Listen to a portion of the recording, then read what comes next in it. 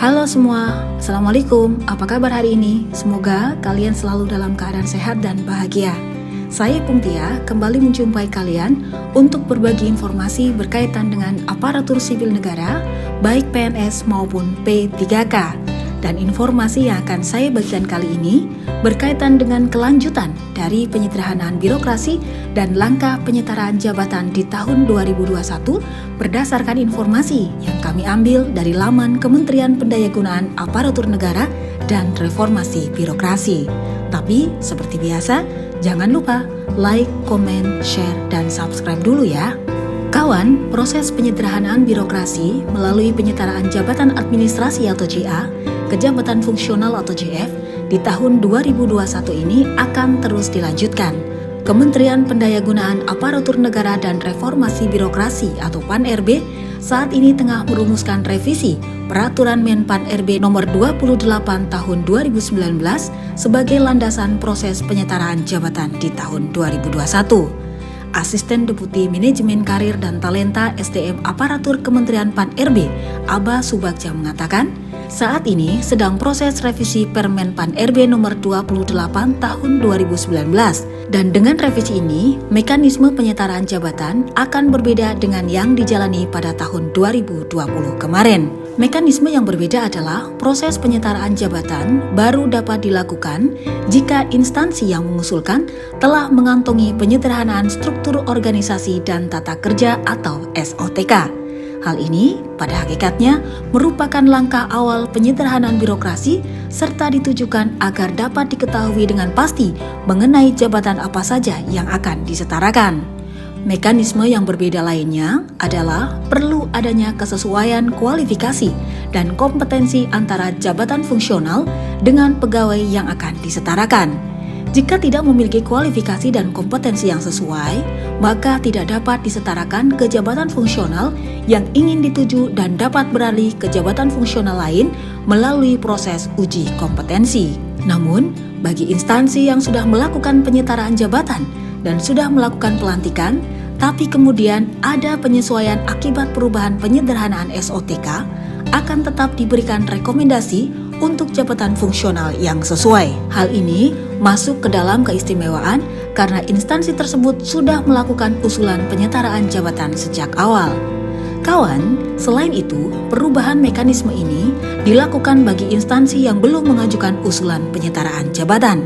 Sehingga bagi instansi pemerintah yang melakukan usulan setelah keluarnya revisi Permen PAN-RB nomor 28 tahun 2019 terbit akan terdampak dari perubahan mekanisme yang nanti tercantum di dalam peraturan tersebut. Kawan, di tahun 2021 ini, Kementerian PAN-RB bersama Kementerian Dalam Negeri akan memulai penyetaraan jabatan bagi instansi di pemerintah daerah. Hal ini dilakukan seusai penetapan dari Kementerian Dalam Negeri mengenai jabatan-jabatan di pemerintah daerah yang bisa dialihkan ke dalam jabatan fungsional.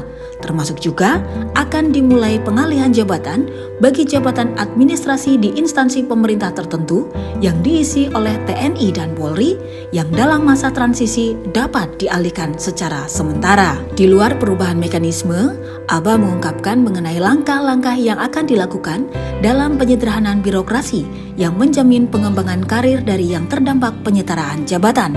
Pertama, penyusunan peraturan presiden tentang penyederhanaan birokrasi agar instansi yang belum melakukan penyederhanaan birokrasi dapat melakukan proses ini dengan lebih cepat. Kedua, revisi Permen PAN-RB nomor 28 tahun 2019 dan percepatan penyelesaian rancangan peraturan presiden tentang penghasilan bagi jabatan administrasi yang terdampak penataan birokrasi. Kemudian, melanjutkan percepatan pembentukan jabatan fungsional baru yang meliputi pola pembentukan, pengembangan, serta pola kerja. Ini sejalan dengan pengembangan sistem kerja baru yang berbasis fungsional dan juga untuk menguatkan perubahan pola pikir mengenai jabatan fungsional.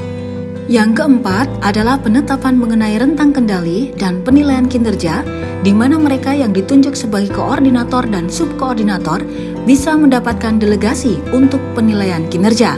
Langkah selanjutnya mengenai pola mutasi dan rotasi antara jabatan fungsional yang dimaksudkan agar ada pengaturan mengenai pengayaan tugas jabatan fungsional.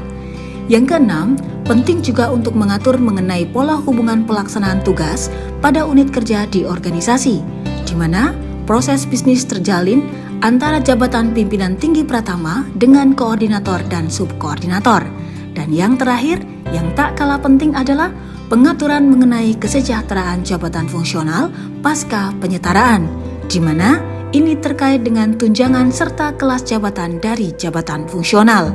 Langkah-langkah tersebut harus ditindaklanjuti baik dari instansi pembina jabatan fungsional maupun instansi pengguna jabatan fungsional agar nasib dan sistem karir mereka yang terdampak penyetaraan tidak dirugikan. Kawan, terkait dengan pelaksanaan penyetaraan jabatan yang telah berlangsung sejak akhir 2019 tersebut bukanlah tanpa kendala. Evaluasi yang dilakukan terhadap proses tersebut menemukan bahwa masalah utama adalah pola pikir mengenai jabatan fungsional. Pola pikir yang ada harus dirubah karena saat ini sudah berbasis fungsional bukan lagi basis struktural. Permasalahan lain yang ditemukan adalah terkait dengan belum selesainya penyederhanaan SOTK, sehingga tidak sejalan dengan penyetaraan jabatan. Kemudian, adanya ketidaksesuaian antara jenjang pendidikan dengan bidang jabatan, serta masih terbatasnya jumlah jabatan fungsional yang ada, sehingga belum mengakomodasi semua jabatan. Lebih lanjut, langkah-langkah ke depan yang akan dilakukan dalam penyetaraan jabatan ini sangat penting, karena terkait dengan tata kelola pasca penyetaraan, termasuk permasalahan yang ditemui yang ternyata tidak sesederhana yang dibayangkan. Namun, yang penting prinsip dari penyetaraan ini adalah bagaimana tindak lanjut mengenai apa yang harus dilakukan ke depannya. Kawan, sementara itu di dalam video saya sebelumnya berkaitan dengan penyederhanaan birokrasi, saya informasikan bahwa tujuan dari penyederhanaan birokrasi adalah untuk menciptakan birokrasi yang lebih dinamis dan profesional sebagai upaya peningkatan efektivitas dan efisiensi untuk mendukung kinerja pelayanan pemerintah kepada publik. Ruang lingkup jabatan administrasi yang masuk ke dalam penyederhanaan birokrasi adalah jabatan administrator atau eselon 3, jabatan pengawas atau eselon 4, dan jabatan pelaksana eselon 5. Untuk kriteria yang dapat dialihkan dalam penyederhanaan birokrasi itu sendiri meliputi tugas dan fungsi jabatan yang berkaitan dengan pelayanan teknis fungsional, tugas dan fungsi jabatan dapat dilaksanakan oleh pejabat fungsional dan jabatan yang berbasis keahlian atau keterampilan tertentu. Jabatan administrasi yang diusulkan dalam pengalihan jabatan pada penyederhanaan birokrasi adalah jabatan yang terdampak atau dihapus dalam penyederhanaan birokrasi. Kawan, untuk informasi selengkapnya dan tanya jawab seputar penyederhanaan birokrasi, kalian bisa simak di video saya sebelumnya ya. Demikian informasi yang bisa saya bagikan untuk kalian. Semoga informasi ini bermanfaat. Teruslah menjadi manusia-manusia yang bermanfaat bagi orang-orang di sekitar kalian. Dan tidak lupa, bekerjalah dengan bahagia. Karena bekerja dengan bahagia akan memudahkan setiap penyelesaian tugas kita. Saya Ipung Tia mengucapkan terima kasih karena kalian telah bersedia menonton video ini hingga akhir. Tonton terus video saya berikutnya ya.